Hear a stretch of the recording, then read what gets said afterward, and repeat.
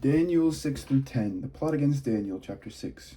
It pleased Darius to set over the kingdom 120 satraps stationed throughout the whole kingdom, and over them 3 presidents, including Daniel. To these the satraps gave account, so that the king might suffer no loss. Soon Daniel distinguished himself above all the other presidents and satraps because an excellent spirit was in him, and the king planned to appoint him over the whole kingdom. So the presidents and the satraps tried to find grounds for complaint against Daniel in connection with the kingdom, but they could find no grounds for complaint or any corruption, because he was faithful, and no negligence or corruption could be found in him. The men said, "We shall not find any ground for complaint against this Daniel unless we find it in connection with the law of his God." So the presidents and satraps conspired and came to the king and said to him, "O King Darius, live forever. All the presidents of the kingdom, the prefects and the satraps, the counselors and the governors are agreed that the king should establish an ordinance and enforce an interdict, that whoever prays to anyone, divine or human, for 30 days, except to you, O king, shall be thrown into a den of lions. Now, O king, establish the interdict and sign the document so that it cannot be changed, according to the law of the Medes and the Persians, which cannot be revoked." Therefore King Darius signed the document and interdict. Although Daniel knew that the document had been signed, he continued to go to his house, which had windows in its upper rooms open towards Jerusalem, and to get down on his knees 3 times a day to pray to his God and praise him, just as he had done previously. The conspirators came and found Daniel praying and seeking mercy before his God. Then they approached the king and said concerning the interdict, "O king, did you not sign an interdict that anyone who prays to anyone, divine or human, within 30 days, except to you, O king, shall be thrown into a den of lions?" The king answered, "The thing stands fast, according to the law of the Medes and Persians, which cannot be revoked." Then they responded to the king, "Daniel, one of the exiles from Judah, pays no attention to you, O king, or to the interdict that you have signed, but he is saying his prayers 3 times a day." When the king heard the charge, he was very much distressed. He was determined to save Daniel, and until the sun went down, he made every effort to rescue him. Then the conspirators came to the king and said to him, "Know, O king, that it is a law of the Medes and Persians that no interdict or ordinance that the king establishes can be changed." Then the king gave the command, and Daniel was brought and thrown into the den of lions. The king said to Daniel, "May your God, whom you faithfully serve, deliver you." A stone was brought and laid on the mouth of the den, and the king sealed it in with his own signet and with the signet of his lord, so that nothing might be changed concerning Daniel. Then the king went to his palace and spent the night fasting. No food was brought to him, and sleep fled from him. Then at break of day, the king got up and hurried to the den of lions, and when he came near the den where Daniel was, he cried out anxiously to Daniel, "O Daniel, servant of the living God, has your God whom you faithfully serve been able to deliver you from the lions?" Daniel then said to the king, "O king, live forever. My God sent his angel and shut the lions' mouths so that they would not hurt me. Because I was found blameless before him, and also before you, O king, I have done no wrong." Then the king was exceedingly glad, and commanded that Daniel be taken up out of the den. So Daniel was taken up out of the den, and no kind of harm was found on him, because he had trusted in his God. The king gave a command, and those who had accused Daniel were brought and thrown into the den of lions, they, their children, and their wives. Before they reached the bottom of the den of the lions, overpowered them, and broke all their bones in pieces. Then King Darius wrote to all the peoples and nations of every language throughout the whole world, "May you have abundant prosperity. I make a decree that in all my royal dominion people should tremble and fear before the God of Daniel, for he is the living God, enduring forever. His kingdom shall never be destroyed, and his dominion has no end. He delivers and rescues. He works signs and wonders in heaven and on earth, for he has saved Daniel from the power of the lions." So this Daniel prospered during the reign of Darius and the reign of Cyrus the Persian. Visions of the 4 beasts, chapter 7. In the first year of King Belshazzar of Babylon, Daniel had a dream and visions of his head as he lay in bed. Then he wrote down the dream. "I, Daniel, saw in my vision by night the 4 winds of heaven stirring up the great sea, and 4 great beasts came up out of the sea, different from one another. The first was like a lion and had eagle's wings. Then as I watched, its wings were plucked off, and it was lifted up from the ground and made to stand on 2 feet like a human being. And a human mind was given to it. Another beast appeared, a second one, that looked like a bear. It was raised up on one side, had 3 tusks in its mouth among its teeth, and was told, 'Arise, devour many bodies.' After this, as I watched, another appeared like a leopard. The beast had 4 wings of a bird on its back and 4 heads, and dominion was given to it. After this, I saw the visions by night a 4th beast, terrifying and dreadful and exceedingly strong. It had great iron teeth and was devouring, breaking in pieces, and stampeding what was left in its feet, or with its feet. It was different from all the other beasts that had preceded it, and it had 10 horns. I was considering the horns when another horn appeared, a little one coming up from among them to make room for it. 3 of the earlier horns were plucked up by the roots. There were eyes, like human eyes, in his horn, and a mouth speaking arrogantly. As I watched, thrones were set in place, and an ancient one took his throne. His clothing was white as snow, and the hair of his head like pure wool. His throne was fiery flames, and its wheels were burning fire. A stream of fire issued and flowed out from his presence. 1,000,000 served him, and 10,000 times 10,000 stood attending him. The court sat in judgment, and the books were opened. I watched then, because of the noise of the arrogant words that the horn was speaking, and as I watched, the beast was put to death, and its body destroyed and given over to be burned with fire. As for the rest of the beasts, their dominion was taken away, but their lives were prolonged for a season and a time. As I watched in the night visions, I saw one like a human being coming with the clouds of heaven, and he came to the Ancient One and was presented before him. To him was given dominion and glory and kingship, that all peoples, nations, and languages should serve him. His dominion is an everlasting dominion that shall not pass away, and his kingship is one that shall never be destroyed. As for me, Daniel, my spirit was troubled within me, and the visions of my head terrified me. I approached one of the attendants to ask him the truth concerning all this. So he said that he would disclose to me the interpretation of the matter. As for these 4 great beasts, 4 kings shall arise out of the earth, but the holy ones of the Most High shall receive the kingdom and possess the kingdom forever, forever and ever. Then I desired to know the truth concerning the 4th beast, which was different from all the rest, exceedingly terrifying, with its teeth of iron and claws of bronze, in which devoured and broke in pieces, and stamped what was left with its feet. And concerning the 10 horns that were on its head, and concerning the other horn that came up, and to make room for which 3 of them fell out, the horn that had eyes and a mouth that spoke arrogantly, and that seemed greater than the others. As I looked, this horn made war with the holy ones, and was prevailing over them, until the Ancient One came. Then judgment was given for the holy ones of the Most High, and the time arrived when the holy ones gained possession of the kingdom. This is what he said. As for the 4th beast, there shall be a 4th kingdom on earth, that shall be different from all the other kingdoms. It shall devour the whole earth, and trample it down, and break it to pieces. As for the 10 horns, out of this kingdom 10 kings shall arise, and another shall arise after them. This one shall be different from the former ones, and shall put down 3 kings. He shall speak words against the Most High, shall wear out the holy ones of the Most High, and shall attempt to change the sacred seasons in the law. And they shall be given into his power, for a time, 2 times, and half a time. Then the court shall sit in judgment, and his dominion shall be taken away, to be consumed and totally destroyed. The kingship and dominion and the greatness of the kingdoms under the whole heaven shall be given to the people of the holy ones of the Most High. Their kingdom shall be an everlasting kingdom, and all dominions shall serve and obey them. Here the account ends. And as for me, Daniel, my thoughts greatly terrified me, and my face turned pale, but I kept the matter in my mind. Vision of a ram and a goat, chapter 8. In the 3rd year of the reign of King Belshazzar, a vision appeared to me, Daniel, after the one that had appeared to me at first. In the vision I was looking and saw myself in Susa, the capital, in the province of Elam, and I was by the river Ulai. I looked up and saw a ram standing beside the river. It had 2 horns. Both horns were long, but one was longer than the other, and the longer one came up second. I saw the ram charging westwards and northwards and southwards. All beasts were powerless to withstand it, and no one could rescue from its power. It did as it pleased and became strong. And as I was watching, a male goat appeared from the west, coming across the face of the whole earth without touching the ground.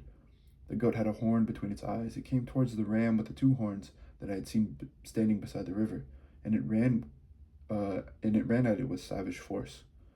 I saw it approaching the ram. It was enraged against it and struck the ram, breaking its 2 horns. The ram did not have power to withstand it. It threw the ram down to the ground and trampled upon it, and there was no one who could rescue the ram from its power. Then the male goat grew exceedingly great, but at its height of its power.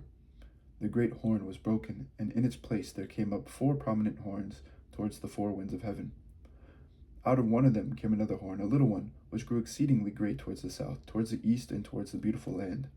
It grew as high as the host of heaven. It threw down into the earth some of the host and some of the stars, and trampled on them. Even against the prince of the host it acted arrogantly. It took the regular burnt offering away from him and overthrew the place of his sanctuary.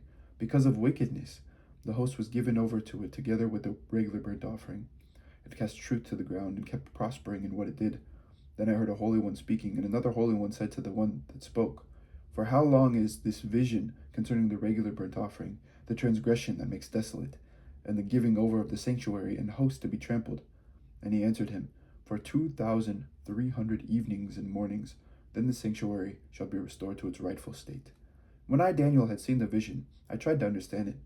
Then someone appeared standing before me, having the appearance of a man, and I heard a human voice by the Ulai, calling, "Gabriel, help this man understand the vision." So he came near where I stood, and when he came, I became frightened and fell prostrate. But he said to me, "Understand, O mortal, that the vision is for the time of the end." As he was speaking to me, I fell into a trance, face to the ground. Then he touched me and set me on my feet. He said, "Listen, and I will tell you what will take place later in the period of wrath, for it refers to the appointed time of the end. As for the ram that you saw with the two horns, these are the kings of Media and Persia. The male goat is the king of Greece, and the great horn between its eyes is the first king. As for the horn that was broken, in place of which 4 others arose, 4 kingdoms shall arise from his nation, but not with his power. At the end of their rule, when the transgressions have reached their full measure, a king of bold countenance shall arise, skilled in intrigue. He shall grow strong in power, shall cause fearful destruction, and shall succeed in what he does. He shall destroy the powerful and the people of the holy ones.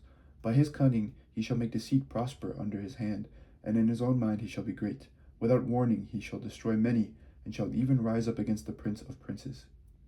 But he shall be broken, and not by human hands. The vision of the evenings and the mornings that has been told is true. As for you, seal up the vision, for it refers to many days from now." So I, Daniel, was overcome and lay sick for some days. Then I arose and went about the king's business. But I was dismayed by the vision and did not understand it. Daniel's prayer for the people, chapter 9. In the first year of Darius, son of Ahasuerus, by birth a Mede, who became king over the realm of the Chaldeans, in the first year of his reign, I, Daniel, perceived in the books the number of years that, according to the word of the Lord to the prophet Jeremiah, must be fulfilled for the devastation of Jerusalem, namely, 70 years. Then I turned to the Lord God to seek an answer by prayer and supplication with fasting and sackcloth and ashes. I prayed to the Lord my God and made confession, saying, "Ah, Lord, great and awesome God, keeping covenant and steadfast love with those who love you and keep your commandments, we have sinned and done wrong, acted wickedly and rebelled, turning aside from your commandments and ordinances. We have not listened to your servants the prophets, who spoke in your name to our kings, our princes, and our ancestors, and to all the people of the land. Righteousness is on your side, O Lord, but open shame, as at this day, falls on us, the people of Judah, the inhabitants of Jerusalem, and all Israel, those who are near and those who are far away, in all the lands to which you have driven them, because of the treachery that they have committed against you. Open shame, O Lord, falls on us, our kings, our officials, and our ancestors, because we have sinned against you. To the Lord our God belong mercy and forgiveness, for we have rebelled against him, and we have not obeyed the voice of the Lord our God by following his laws, which he set before us by his servants the prophets. All Israel has transgressed your law and turned aside, refusing to obey your voice. So the curse and the oath written in the law of Moses, the servant of God, have been poured out upon us, because we have sinned against you. He has confirmed his words which he spoke against us and against our rulers, by bringing upon us a calamity so great that what has been done against Jerusalem has never been before seen or done under the whole heaven. Just as it is written in the law of Moses, all this calamity has come upon us. We did not entreat the favor of the Lord our God, turning from our iniquities and reflecting on his fidelity. So the Lord kept watch over this calamity until he brought it upon us. Indeed, the Lord our God is right in all that he has done, for we have disobeyed his voice. And now, O Lord our God, who brought your people out of the land of Egypt with a mighty hand and made your name renowned even to this day, we have sinned, we have done wickedly. O Lord, in view of all your righteous acts, let your anger and wrath, we pray, turn away from your city Jerusalem, your holy mountain. Because of our sins and the iniquities of our ancestors, Jerusalem and your people have become a disgrace among all our neighbors. Now therefore, O our God, listen to the prayer of your servant and to his supplication, and for your own sake, Lord, let your face shine upon your desolated sanctuary. Incline your ear, O my God, and hear. Open your eyes and look at our desolation in the city that bears your name. We do not present our supplication before you on the ground of our righteousness, but on the ground of your great mercies. O Lord, hear. O Lord, forgive. O Lord, listen and act and do not delay. For your own sake, O my God, because your city and your people bear your name.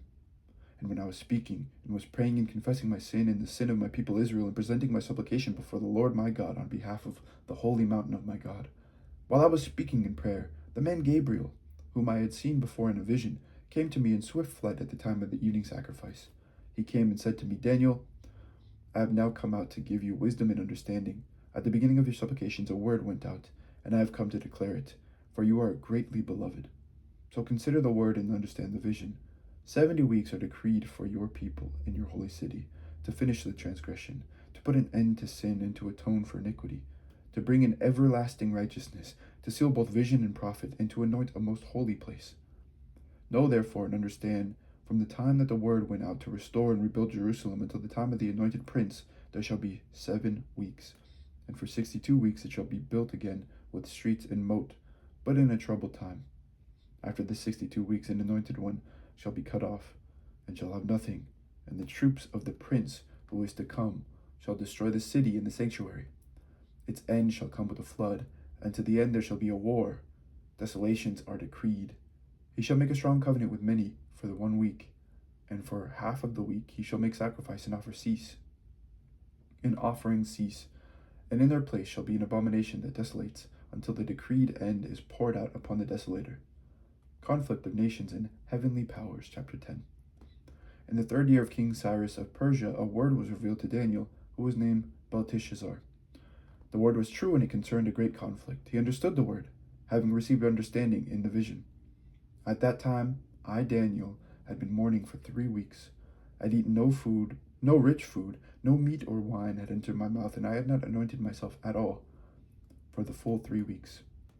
On the 24th day of the 1st month, as I was standing on the bank of the great river, that is the Tigris, I looked up and saw a man clothed in linen, with a belt of gold from Uphaz around his waist. His body was like beryl, his face like lightning, his eyes like flaming torches, his arms and legs like the gleam of burnished bronze, and the sound of his words like the roar of a multitude. I, Daniel, alone saw the vision. The people who were with me did not see the vision, though a great trembling fell upon them, and they fled and hid themselves. So I was left alone to see this great vision. My strength left me, and my complexion grew deathly pale, and I retained no strength. Then I heard the sound of his words, and when I heard the sound of his words, I fell into a trance, face to the ground. But then a hand touched me and roused me to my hands and knees. He said to me, Daniel, greatly beloved, pay attention to the words that I am going to speak to you. Stand on your feet, for I now have been sent to you. So while he was speaking this word to me, I stood up trembling. He said to me, Do not fear, Daniel, for from the first day that you set your mind to gain understanding and to humble yourself before your God, your words have been heard. And I have come because of your words. But the prince of the kingdom of Persia opposed me for 21 days. So Michael, one of the chief princes, came to help me, and I left him there with the prince of the kingdom of Persia, and have come to help you understand what is to happen to your people at the end of days. For there is a further vision for those days. While he was speaking these words to me, I turned my face towards the ground and was speechless. Then one in human form touched my lips, and I opened my mouth to speak, and said to the one who stood before me, My Lord, because of the vision, such pains have come upon me that I retain no strength. How can my Lord's servant talk with my Lord? For I am shaking, no strength remains in me, and no breath is left in me.